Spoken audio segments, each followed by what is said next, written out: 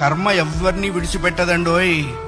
ఒకవేళ భగవంతుడైనా కాస్త ఎక్స్క్యూజ్ చేస్తాడు, కొంచెం కన్సెషన్ ఇస్తాడు, కొంచెం ఎగ్జంప్షన్ ఇస్తాడు. కర్మ చస్తే ఇవ్వదు. 1000 ఆవులు 1000 దూడలు ఉన్నాయి. దూడల కట్లు విప్పాం.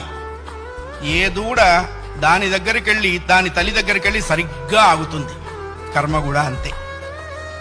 అవశ్యం అనుభోక్తవ్యం కృతం కర్మ శుభాశుభం. వండిన అన్నం తినలేకపోవచ్చు, చేసుకున్న కర్మని అనుభవించక తీరదు.